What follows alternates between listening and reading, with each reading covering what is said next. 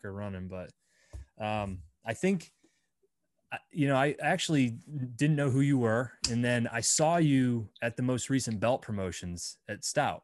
You're in Pittsburgh. I am. Yeah. I'm up in the North Hills.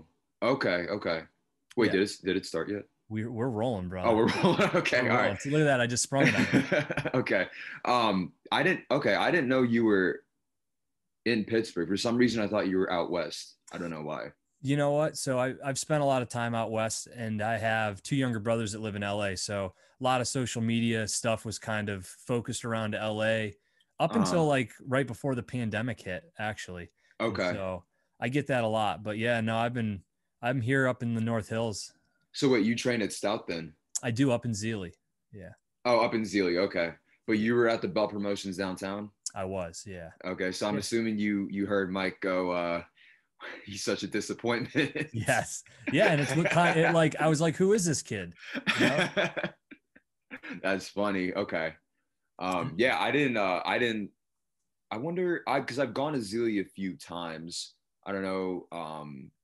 Do you ever go to their open mats, or if I am there, I'm usually there on a Tuesday night or a Thursday night. I haven't been back in a little bit though. Yeah. So, I usually go Mondays, Wednesdays, and Saturdays. So it's probably why we haven't run into each other. Okay, yeah, that makes I sense. trained probably 3 or 4 years ago, right when the Zealy location opened up in Cranberry, actually, when it was like in the little strip mall, and Right, right. did some damage to my neck. Work kind of got in the way, and took 2 or 3 years off, and reconnected with Warren. I actually had Warren on the podcast, I saw that. and he kind of put the bug in my ear and was like, "Man, get back onto the mat." So he invited me down, and I did some privates with him, Hmm. and just I was like, I gotta get back on the mat. So I Yeah. got more involved in like the last 5 months, probably. Okay. Been trying to roll 2, 3 times a week. So Okay. What happened to your neck? some sort of disc problem that, quite honestly, I thought possibly was from seeing a chiropractor. Okay. Crazy story. I had like a lower back issue that I went and saw a chiropractor for, and they put me through this whole like evaluation. They had me stand on a pressurized mat and like raise my hands up and, checked my quote unquote alignment. And Okay. they put me into a protocol, and they started adjusting my neck. And like a week after they adjusted my neck, I pulled what I thought was a muscle painting. And Oh. it may have been coincidence, but I had never really had a neck problem up until that point. Uh-huh. And then I eventually got an MRI, and I have a disc between C3 and C4 that's herniated. So just Okay. more pain management than anything. I just got to man up. I mean, it is your neck though, so Yeah. you don't man up too much. Yeah. So, but I mean, I enjoy it. I Yeah. definitely enjoy it. I don't think I quite have the bug like you do, but No, I mean, it's I have like a lot of um neck issues. Do you ever get stingers? oh yeah. Yeah, it's like I've been getting them for a couple of years now, but I keep like pushing through it like an idiot. But I mean, after this next fight, I'm gonna get my neck checked out and see what's going on in there. Yeah. No, man, you got to keep your body healthy. Yeah, It's such a key part of it. yeah. And you're notorious for the grind from what I've been reading. And so I'd be remiss to not, I certainly want to dive in. I know you've got an upcoming fight. I want to make Yeah. sure we talk about that. Mhm. And, I have an opportunity to have a wider range of people on this podcast, a lot of fighters. I've had, my partner, Rumble Johnson's been on a couple times. I've had Warren on, I've had some of the guys from 10th Planet on, and it's always interesting having dialogue with folks who compete professionally and understand their process. But I found it really interesting to dive in as well as kind of like this life as an amateur fighter, Yeah. where, you're not being paid. You're, trying to find a way, I'm sure, to support yourself financially with another job. So the time management piece of that is really interesting, and you're doing it at a high level. So I Uh-huh. want to hit on all that, but obviously the first thing is the nickname, which Right. I know is funny in a way, right? The Chinese Uh-huh. disappointment. And you Right. seem like a dude who's very self-deprecating, which I love. Yeah. But Yeah, I am. I feel like there's a deeper meaning to that. And I think maybe starting at the beginning of your journey will maybe set it up perfectly for your upcoming fight and where you're at today and where you're, hopefully going in the future. Mm-hmm. So, I take it that mixed martial arts wasn't always in your life from the things that I've read. Mm-hmm. Am I right on the right track there?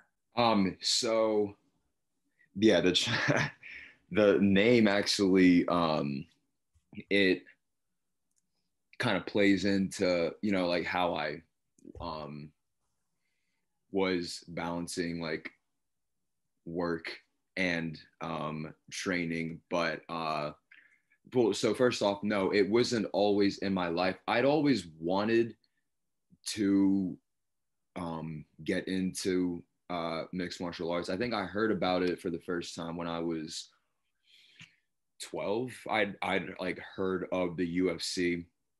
This kid at my middle school. I lived in Texas at this point, but this kid in my middle school was just like, he said he was 14-0 and like all knockouts, and I like bought into it. So then I looked up the UFC, and it's just like it spiraled from there. So I that's when I like developed an interest in it. But even when I was, I'd say 7, uh, I was like interested in learning how to box, and um, my dad was like, "No, you're gonna learn kung fu." And then he took me to a kung fu studio, learned it for a little bit, and then these kids in my neighborhood one day decided to pick on me and my friend because we were smaller and younger. They stole our skateboard and scooter and just dipped, and then we ran after them, and then I found them with my skateboard and my friend's scooter, and I was like, listen, y'all better not mess with me because I've been learning kung fu.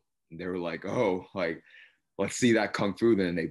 And they beat my ass. They just beat the shit out of me. And I went home and I told my dad, I was like, I don't want to do this kung fu stuff anymore. I got beat up. Like, I want to learn how to box. I want to learn how to wrestle. And my dad was like, absolutely not. Like, you're just not good at kung fu. That's why you lost. And regardless, I still stopped. I didn't want to go back to kung fu, but no, my dad still didn't let me box or wrestle. Then like years later, when I'd heard of MMA, I asked my dad, hey, can I try MMA?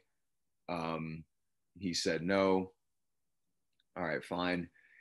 And then eventually we moved to New York. And then I got in a little bit of a scrap like behind the movie theater in our town. And then I came back kind of like covered in blood, and he was like, okay, like maybe you can, like, I'll take you to a couple classes. And then we found an MMA gym in our town in New York. And then after a couple months, the coach was like, hey, like you're quick, you've kind of you're not bad. Like, if you want to compete in some kickboxing matches, like you should. I was like, you can talk to my dad about that. He talked to my dad about it. My dad pulled me out immediately. So from then on, I just was a kind of a YouTube warrior guy. And when I got to college, I found that I went to Pitt actually, and I found the MMA club there. They had like it was more of a social thing, but I found that was kind of like my way of being able to train for free, and then it kind of just spiraled from there. So would you guys just get together and utilize university facilities to like practice and do your stuff? yeah, and it was kind of evident that I was one of the few ones that actually took it really seriously. When I went to Pitt, and I know this is kind of where the Chinese disappointment thing comes in. Like when I went to Pitt, with the idea that I was going to be a doctor. I was bio pre-med. And when the more and more I started to train at the mat room at Pitt, the more and more I fell in love with it. And I was like, man, I just really hate school. I don't want to like I'd rather just fight. But so I took it way more seriously than a lot of other people did in the club. So I kind of started seeking out my own training partners. Like I would just run into people at Pitt who like had some amateur fights. I was like, hey, can you spar with me? Can you teach me some kickboxing? On the side, I would still go on YouTube, learn my own stuff. And I eventually started making friends with Pitt wrestlers, and that's how I started learning how to wrestle. I didn't wrestle growing up. I don't have a wrestling background. I got the ears of a wrestler, but I don't have a wrestling background. And yeah, that's kind of how I started to mesh everything together. And then when I graduated from Pitt, um, I went to Stout for a sparring. Uh, I think it, do you know a Mark Sestock? He's at the downtown location. I feel like I know the name, but I don't know him personally. Okay, he went to Pitt and he would go to the Pitt mat room every now and then, but now he's one of the instructors at Stout. Okay. He messaged me one night. Uh, I was actually at Cavo when he messaged. I don't know if you've heard of Cavo. I was at Cavo just having a blast. And he messaged me. He was like, "Hey, I remember you from the Pit Mat Room. I remember you like were one of the few guys that like took it seriously. Stout has like sparring on Saturdays. If you want to come down and get some work in." I was like, "Absolutely." And then I went down, and like my first time sparring at Stout, who was there? It was a stacked day. It was Kama Worthy was there. Mark Cherico, all these savages were there, and I was just like, "This is great." The first person I sparred at Stout was Kama. It was not really that fun, but afterwards I was like, "Wow, this is great. I need to actually start training at a legit fight team if I want to actually do this." So So did you stick with the biology major? no, no. So that was kind of confusing with my parents. My parents, they they were willing to pay for my education, which was I am extremely grateful for.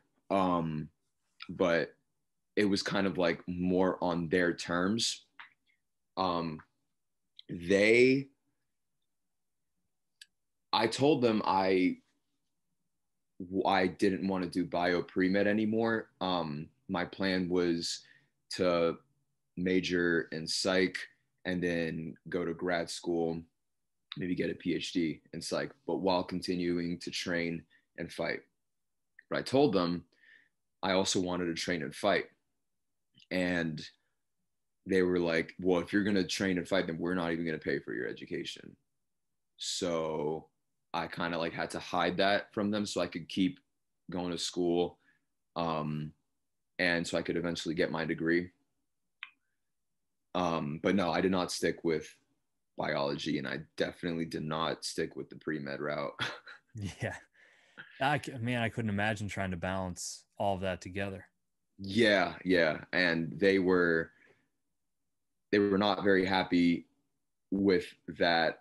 When I graduated from Pitt, what ended up happening was, so they came to my graduation and they kind of, well, by my senior year at Pitt, because I've been training with college wrestlers, um, I got cauliflower ear. And my mom being a doctor and my dad being a pharmacist, he was also a researcher before. They both were in the medical field. They knew what cauliflower ear was, so they saw my ear when I took off my graduation cap, and they were like, "Oh, so you've been training?" And I was like, "Damn, I should have realized that they probably would have noticed my ear." Um, and I was like, "Well, yeah." And they're like, "All right, well, I mean, what are you doing then? Are you going to be this fighter, or are you going to like are you going to go to med school? What's going on? Like, there's been no mention of any studying for MCATs, none of that. What's going on? And I was like, well, what do you want me to do? Like, I have not been taking any classes that would fulfill the pre-med prerequisites. So like, what do you want me to do? They were like, well, we're willing to pay for as much schooling as you want, as long as you end up going to medical school. And I was like, how about I just do one more year and just get an econ minor or something like that, and then just get a job. And then meanwhile, I was a personal trainer at Pitt. Like, I was hired on, and I told them that I could pay for rent, whatever, and they would just have to help me with school. And they were like, no, it's either we pay for school so you can go the pre-med route, or you're just on your own. Like, you got to figure it out for yourself. And I was like, well, I'm not doing pre-med. And they were like, all right, well then, yeah, figure it out. We'll keep in touch, type of thing. So, yeah. Man, so I got to ask, I mean, is that a cultural thing? I mean, as far as the extreme success and focus on education, I mean, it seems like your parents are both extremely driven. And yeah. I know that, you know, the Asian friends that I have and people that I've associated, it's always I feel like I've heard a very similar story before. Yeah, my parents, it is definitely a cultural thing. My parents are they're a little crazy too. They're like, oh, like, I've heard this from some of my Asian friends who were like, I've told them my situation with my parents, and they were like, that's a little excessive, like, even for Asian parents. But so they both came from really, really shitty circumstances. I've seen where my dad came up from, and where he was born and raised in the mountains with nothing. Like, he was, when I went to visit, it was really, really rough. And I do respect him and my mom. I haven't seen where my mom came from, but I've spoken to her sister about what they came from, because my mom never really wanted to talk about what her situation was. But like from an early age, like, my mom watched her father get arrested and sent away to a labor camp, and she just like basically never saw him again. And then he passed away in his 60s, and she just never really got to have a relationship with him. And then like they both came to America because they just did really, really well in school, given their really shitty circumstances. So I really do respect that. And I think they expected the same out of me, which I understand. Mm-hmm. But I think it's just like the area they grew up in, the culture they grew up in, it just like kind of like chasing your dream. It's not really practical to them. It doesn't make any sense to them. Yeah, I mean, I imagine there's a lot of fear too, right? I mean, when the reality of, it's like you either work hard for a way out, or, you know, the reality of not doing that is severe. And so I can imagine, as a parent myself, like, understanding where that comes from. But, you know, to your point, it's like, there's probably an aspect where it's like, you work so hard to give us this opportunity, and now I have the ability to do the things that you didn't have the ability to. And it's kind of like, you know, that catch-22, but. Right. Yeah. So my parents just never, there's a thing with them about violence too. Like, it's MMA specifically.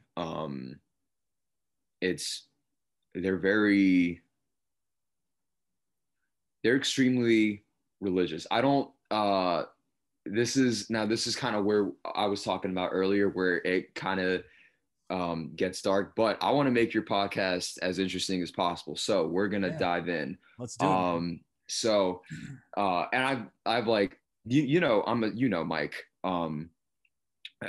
like we make jokes about it at this point, so it's not even really a big deal. But when I was actually, when I was 7 pushing 8, my mom moved to New York. So me and my dad stayed in Texas for a little bit. And my mom moved to New York to pursue her career as a doctor. So she kind of got started late. She was first in research, and then she decided, I'm gonna, like, this is not making enough money, so I want to be a doctor. And she had gone to med school anyway, so she started applying for residency jobs, and the first residency position that offered her a spot was in New York. So she just took that and ran with it. So me and my dad stayed behind in New York, in Texas, while my mom moved to New York. When she moved to New York, she found this it's technically not a cult, but she found this like religious freak on the radio. He was based out of Oakland, California, but for some fucked up reason, his waves, broadcasting, yeah, exactly. It found its way to my mom, and so my mom bought into all of that. And you can look him up. His name is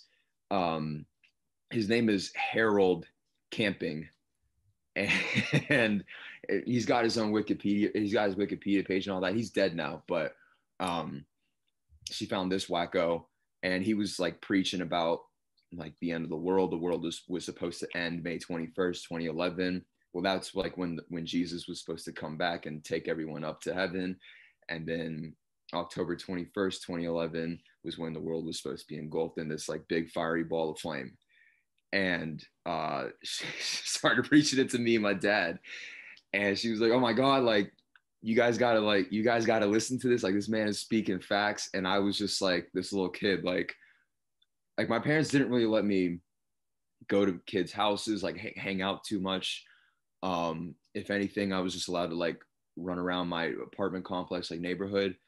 It was gated. And that's basically it. So I didn't really have people like talking in my ear. And when like my mom was talking about all this, she made it a point to me and my dad, like, you guys cannot talk about this at all with anybody. So I was like it's a secret. You guys are in on the secret. Right. Yeah, exactly. This would have been, you said like 2011?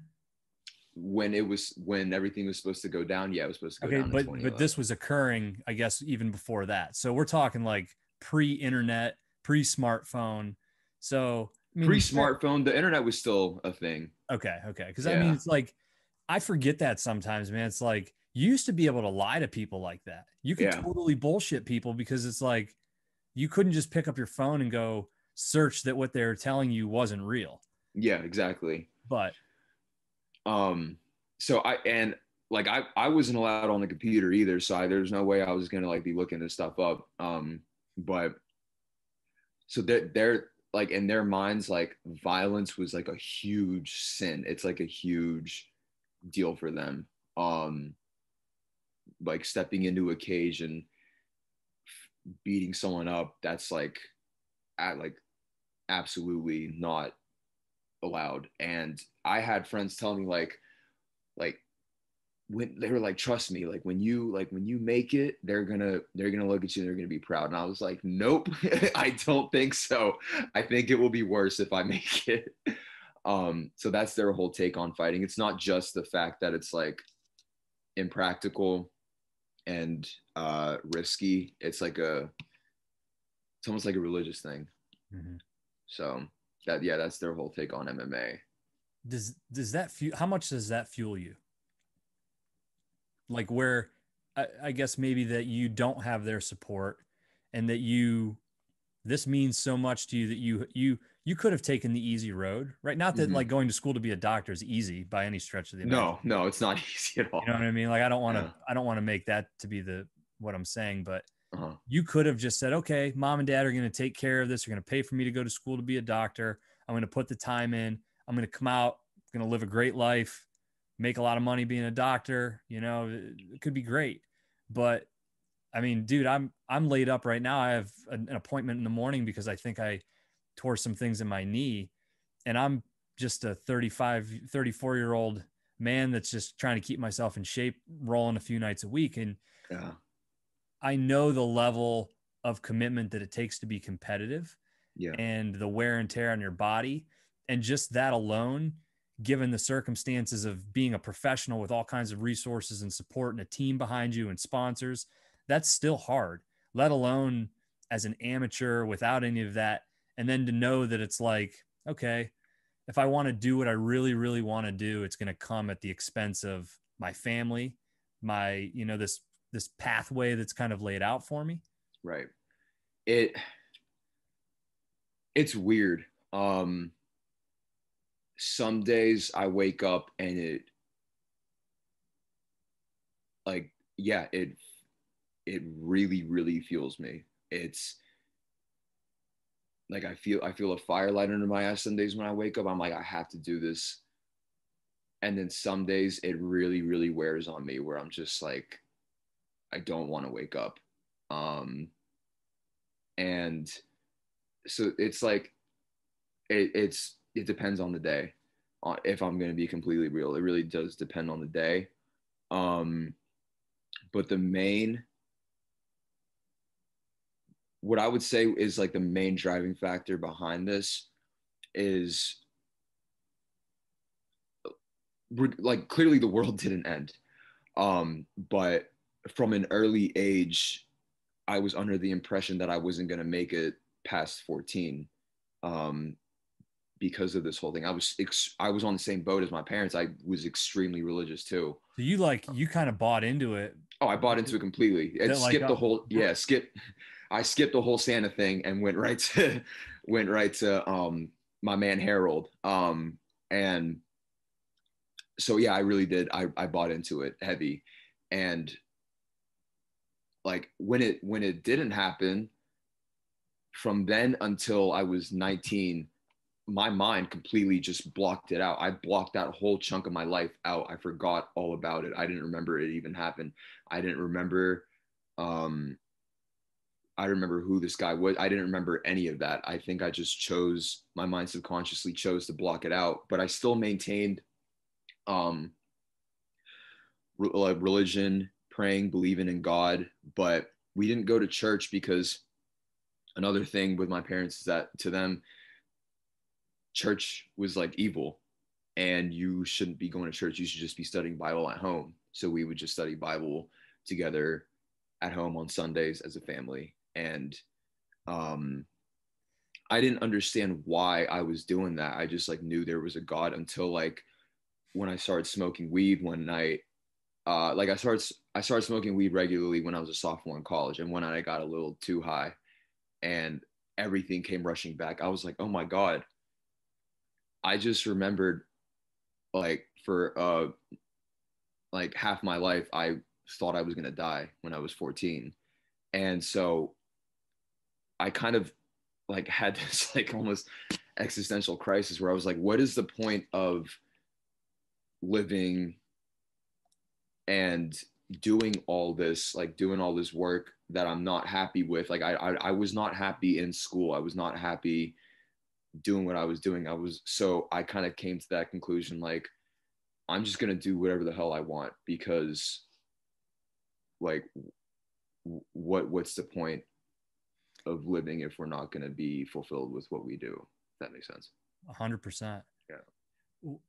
What was your parents' perspective when that day hit and the world didn't end and everything didn't come to? I mean, did they, were they let down? Did they feel like Harold was full of shit, or did they find a reason to justify that?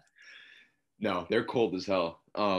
My mom was just like, so the night, so the night before, my mom gathered us into this room and she was like, all right, guys, like we gotta pray and we gotta hope that we're saved and we're brought up to heaven.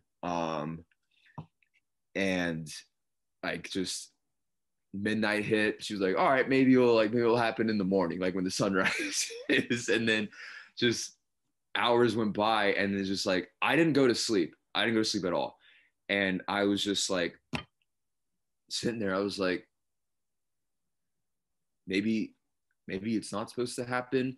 And then like, I was so delirious from not sleeping. I was like, maybe I already died and I just don't know. And then it was a whole whirlwind of emotions. But eventually my mom, like we kept keeping track of the news and everything. And eventually my mom was like, all right, well, I mean, just, yeah, what do you want for breakfast? Like, I'm like, what are you doing today? Just completely pretended like it didn't happen. Yeah. And then she she did express that she felt bad for this guy. She was like, I they were donating money to this guy, like a lot of money to him. And so they really they were ride or die for this guy. And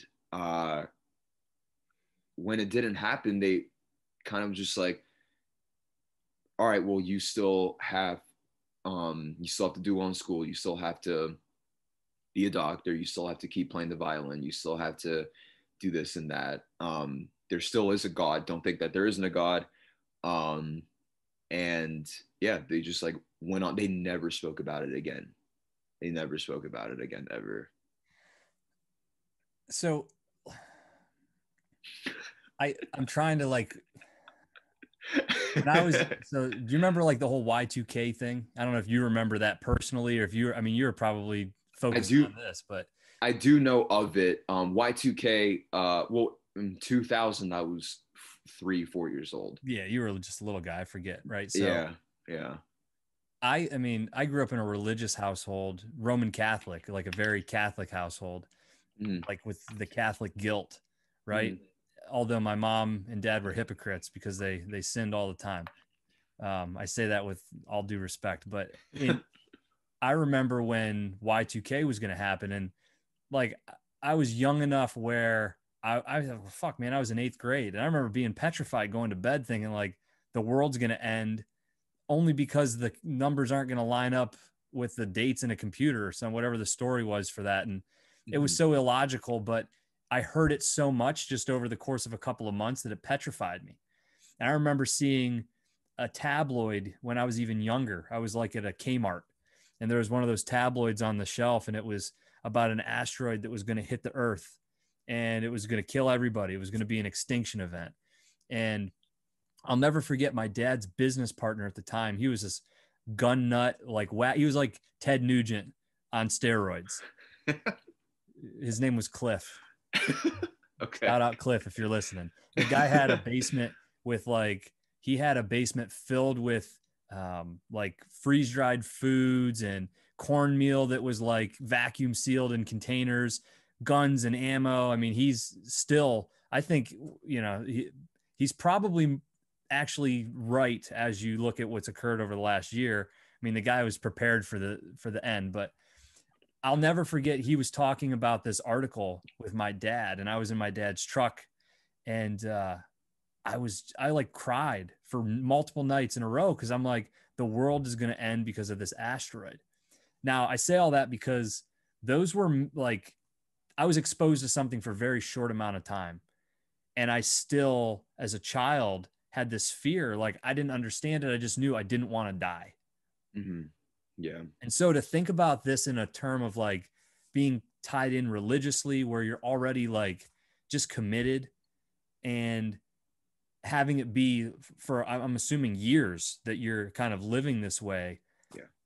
how that, I mean, I can't imagine, like waking up that next morning being like, to your point, like, am I dead? Maybe I did die. Yeah.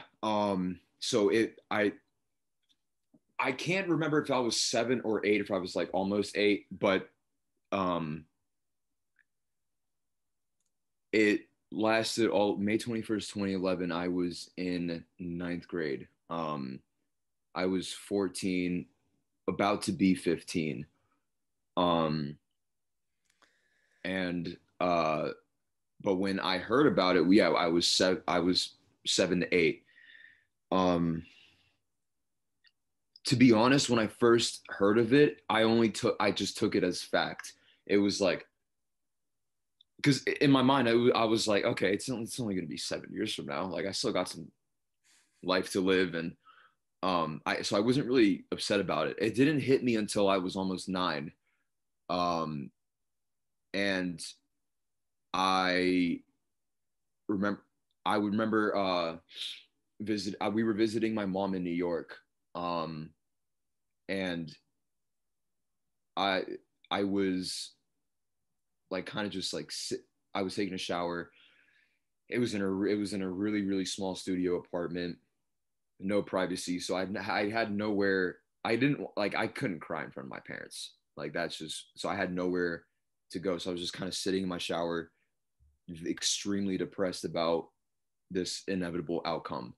And I just, on the shower door, that I just was writing through the steam, like God save me, over and over and over, just hoping that like if it does end, I will be taken up to heaven.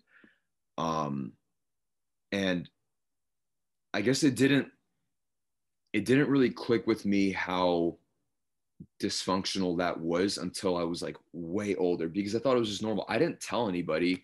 The only people I had told at the time, well, not at the time, it was like the night before it was going to end. I told uh, 2 of my friends. So I was living in New York, um, but I had 2 really close friends in Texas, and I was like messaging them. I was telling them everything, and to me, I thought that I was like, that they were understanding me, that they were like sympathizing with me and like understanding, like, oh my God, this is real. Until they messaged me back, they were like, listen, I think like you need help. And I was like, what? Like, no, why would I need help? Like, what do you mean? And even then, when they said that, it didn't even click with me. I was like, you're crazy. Like, why would I need help? Uh, so yeah, like I didn't, it never really, I was really boxed in my own little world. I didn't think any of that was dysfunctional. And I guess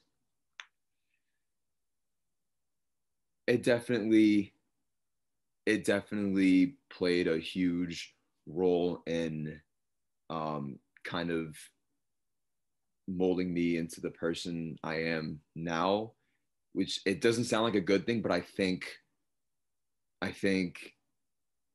it it forced me to grow up kind of fast, almost.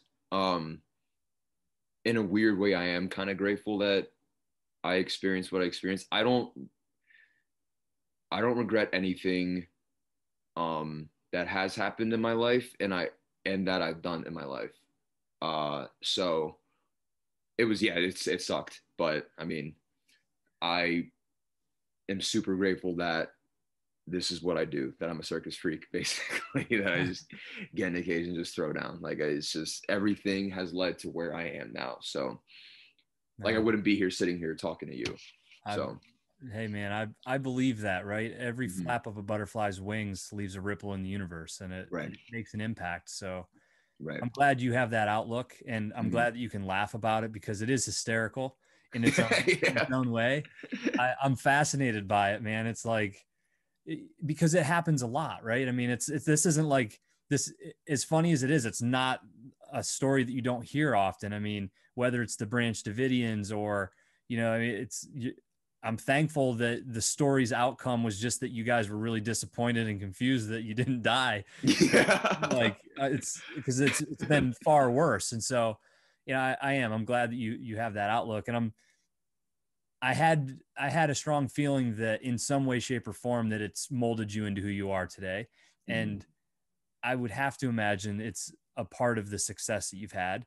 And albeit, I think the other part of it is the team, right? And I wanted to touch on that because I think we're so lucky being here in Pittsburgh. And I don't fight, right? It's like, Mhm.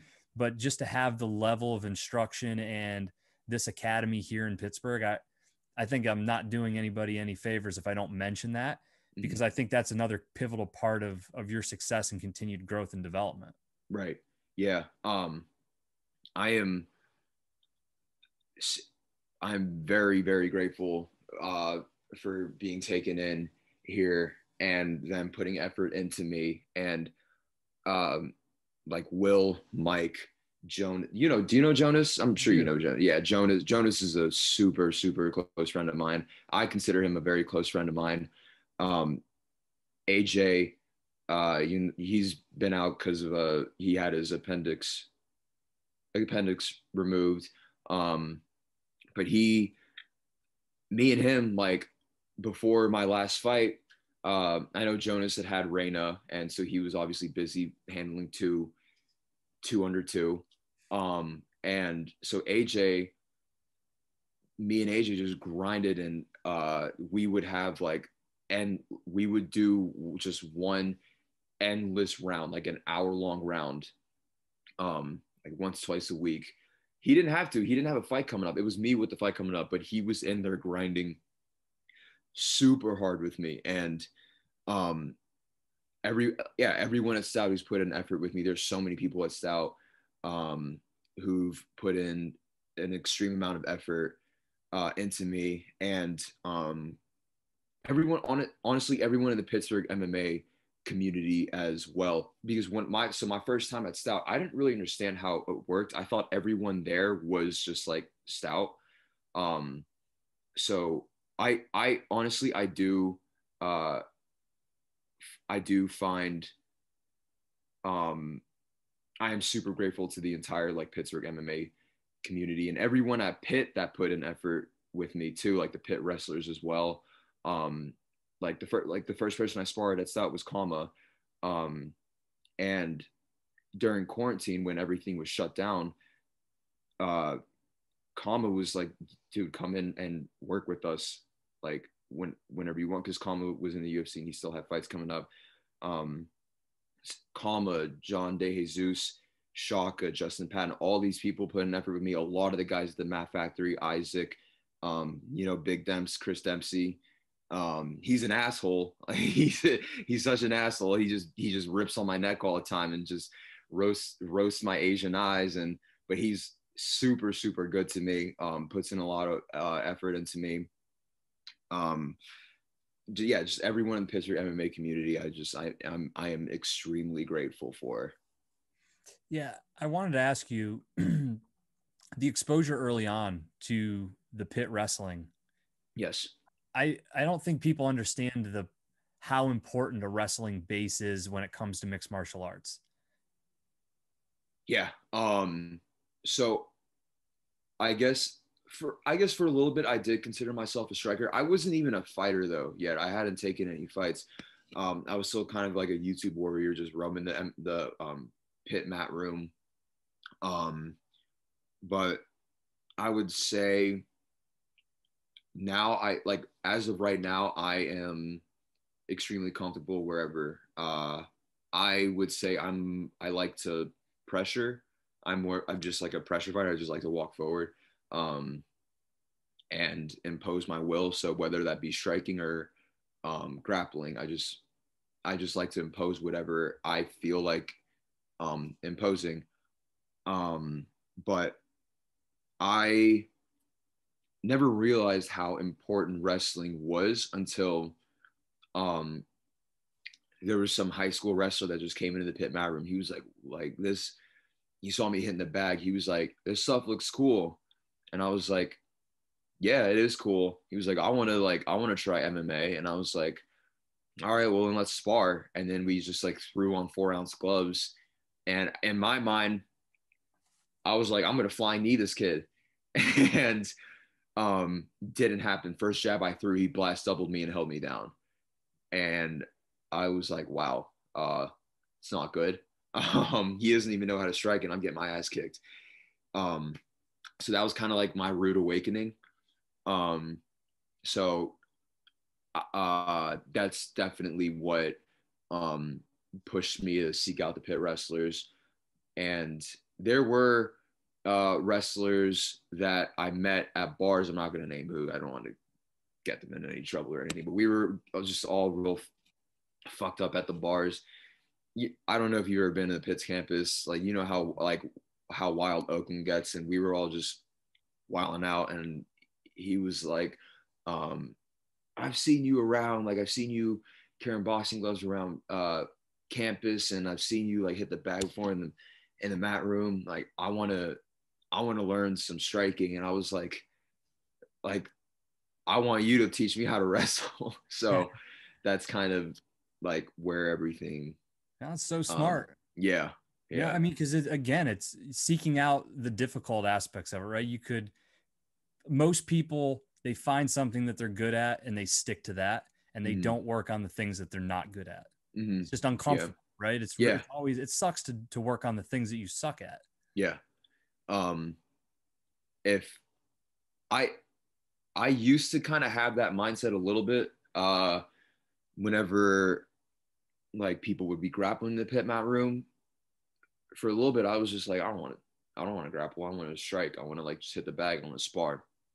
Um, Now it's like I love working on what I am not good at, what I'm lacking in, and when I am grappling, especially as of lately, because I have a fight coming up. When I am grappling, I just have people put me in really shitty positions, and I tell them like if they have my back, I tell them don't hold back on trying to get that choke. And if you need to rip my face off to get that choke, then rip my face off.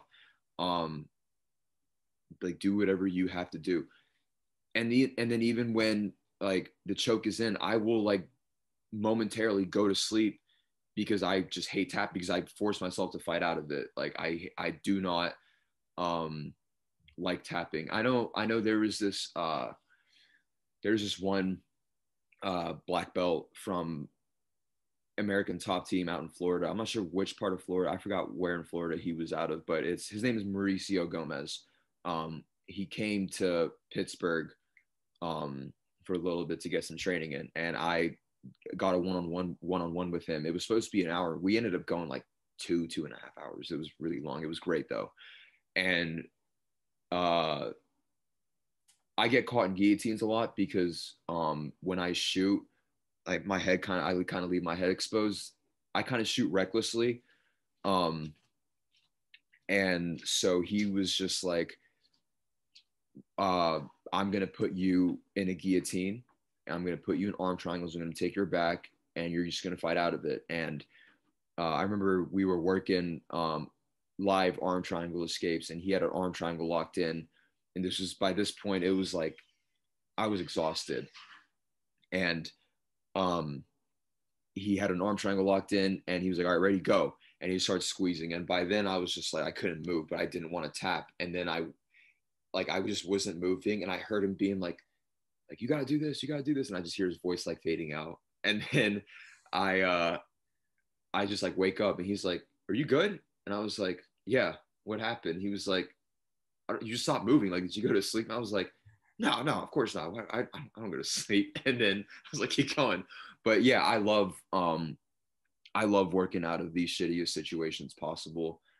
Because it's like, how else are you supposed to like? What happens when it's real and you're not used to it? So yeah, I definitely think people need to hammer on their weaknesses until it becomes a strength. So that's what I did with my wrestling and grappling. So you're 3-0 right now. What's the biggest difference?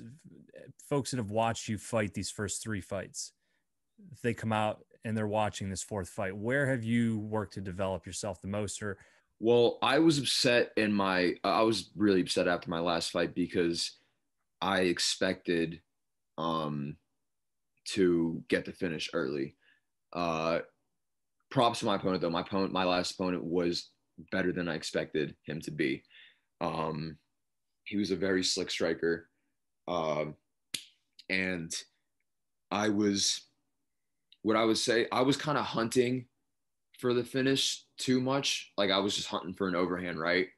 Um, and I I do think that the 2 minute rounds kind of mess me up a little bit. I'm used to sparring 5 minute rounds, so when I come out, I'm used to kind of like coming out with a more controlled pace. Um, and I think what I should have done in those 2-minute rounds was kind of sprint a little more if I really did want to finish. I mean, it's all like, do you want to hunt for the like? Do you want like a fire? Do you want fireworks, or do you want to keep it technical and like have a secure win? It's like it's all like what do you want? So I mean, for this fight though, it is 3-minute rounds. So I think I am just gonna do the same thing, just come out, keep it technical, keep it controlled. What as far as what people can expect, what I plan on doing is just imposing my will. So pushing the pace, um, walking him down. If he shoots, if he takes me down, um, I am super comfortable on the ground. Like I said, I had Dempsey, that big asshole. I'm used to him just trying to take my head off with his mean front headlock. Like I'm just used to grappling with savages. And then, quick shout out to my friend Jake Wenzel. He actually this year he wrestled in the NCAA finals and got second. And the way he wrestles, he's just mean. He's just so mean. And when we grapple, like even though he's not like a jiu-jitsu guy, it's a nightmare grappling with him. It really is just a nightmare grappling with this kid. But I've grinded with him. I was grinding with another former pit wrestler, Kellen Stout. And now I've been working with his little brother because Kellen moved to Harrisburg, and his little brother is just like a carbon copy of him, just younger, just huge, jacked, stud wrestler, super technical. He's this was supposed to be his freshman year at Princeton, but because of COVID, like he just took a gap year because they weren't having a season. So he'll be going next season. But yeah, him, Jake Wenzel, I got all these guys that I've been working with, so I'm super comfortable on the ground. I know my opponent likes to wrestle, so I expect him to shoot. But yeah, I expect to just impose my game plan, impose my will, and pull out a dub. Certainly don't want to make you look past this, right? You stay focused on the task at hand, but I'm imagining you've got bigger aspirations than to continue fighting as an amateur. Yeah. What's that look like for you? I mean, at what point do you make that decision? I assume you confer with the team, and what's that outlook look like? Because you're young, do you have a planned out, or is it just kind of taking it day by day and seeing what kind of presents itself to you? So do you mean like when do I plan on going pro, I guess?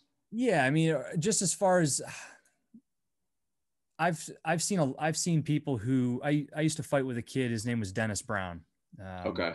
He actually now he corners Patchy Mix. I don't know if you know who Patchy. Oh, Mix no way.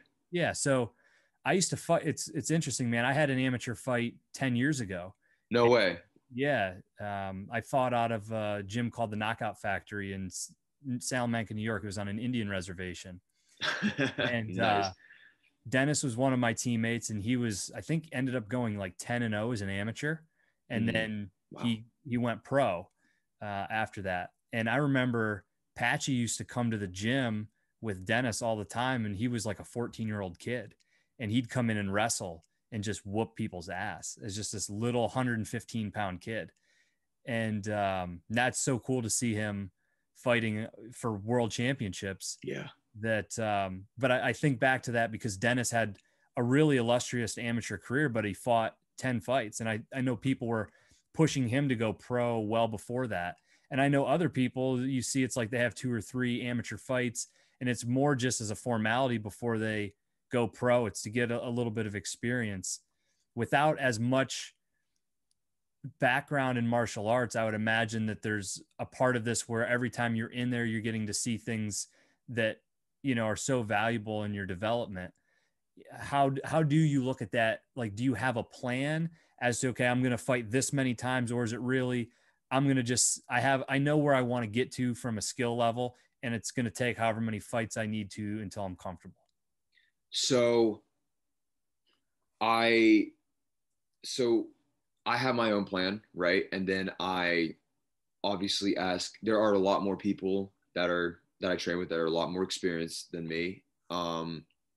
that I go to for advice. Um, and I've had a lot of different people give me, like, tell me different things. And my initial plan was 7-0 amateur, go pro. Um, but it's also like I was talking to like I after talking to a few other people, like there's people telling me like I'm like they think I'm ready to go pro now. And then there's people that think I should take like 1 or 2 more fights and then go pro.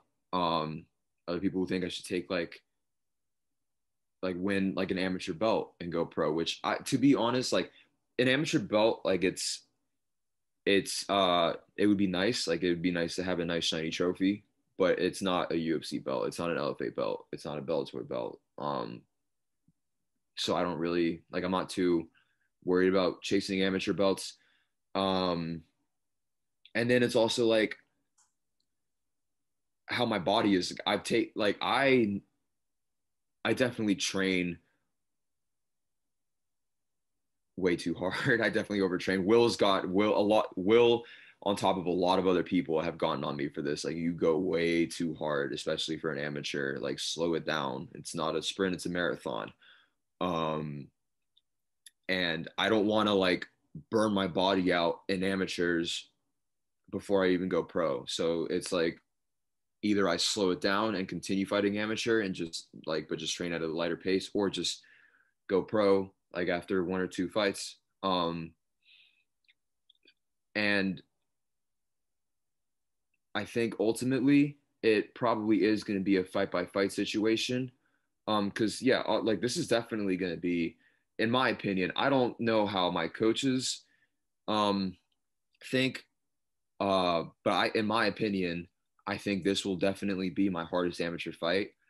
Um, so like it's like let's see what happens first with this fight. Um, I know this guy has more experience, like a good amount of more experience than me. Um, so I think just yeah, after this fight, I'm just gonna see what's up. I'm definitely going to take a break from training after this fight because like I was already like banged up going into my 3rd fight, and I remember Mike asking me after my fight like, "Are you gonna take a break after this?" I was like, "No, like why? Like why would I?" Um, I definitely should have because it if if anything like it only did my body worse. So yeah, after this fight, I'm gonna just chill for a little bit and then yeah, kind of go from there. But ideally, yeah, I'd love to go pro as soon as possible. Um, but I do think also like I know how I do in training, but training's not fighting. Like it's not competition. It's not under the bright light, so it's different. Um, I do think that there is value in racking up amateur fights because of the competition experience, like the experience of performing under the bright lights. Um, but goddamn, I want to go pro like as soon as possible. But So what date is this upcoming fight and where is it at? May 15th in Newark, Ohio, at the Cherry Valley Hotel.